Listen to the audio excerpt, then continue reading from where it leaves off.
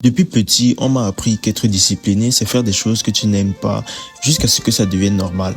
Ça a presque détruit ma vie parce que j'étais persuadé que quelque chose n'allait pas chez moi et que je devais être un raté ou une sorte d'handicapé, je sais pas. Lorsque tu associes la discipline au fait de faire des choses difficiles, tous les échecs deviennent une preuve de ta faiblesse. À la fin de cette vidéo, vous serez déchargé de ce poids. Si comme moi vous vous êtes déjà senti moins que rien parce que vous n'arriviez pas à garder une habitude sur une longue durée. Étape 1. Le problème de la volonté. Faire des choses difficiles rend la discipline plus facile.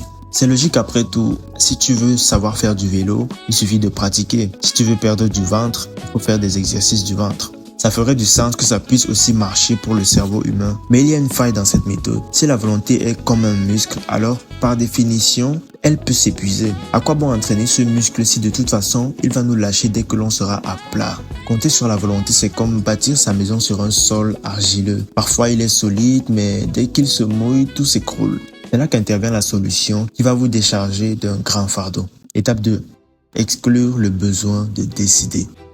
La volonté a besoin d'être entraînée, ce qui la rend instable. Mais il existe un facteur qui peut la remplacer efficacement sans jamais varier, et c'est l'environnement. Si vous avez autant de facilité à passer des heures sur vos réseaux sociaux, c'est parce qu'ils sont un environnement qui facilite l'obtention d'un plaisir. Le scroll infini, les likes, la sensation de ne pas savoir quelle sera la prochaine publication intéressante. Toutes ces choses forment un environnement qui maximise les heures que vous dépensez sur ces plateformes. Et vous pouvez faire la même chose avec vos nouvelles habitudes. Vous pouvez transformer votre maison en un amplificateur de volonté. Faites que vos livres soient plus accessibles que votre téléphone. Faites que la bonne nourriture vous coûte moins d'efforts que d'aller au McDo. Mais il y a un piège, et c'est lui qui fait échouer tout le monde. C'est la rechute. Tant que tu penses que la rechute est un échec, tu ne vas jamais atteindre l'automatisme. Designer un environnement adapté à tes objectifs, c'est un chantier qui prend beaucoup de temps.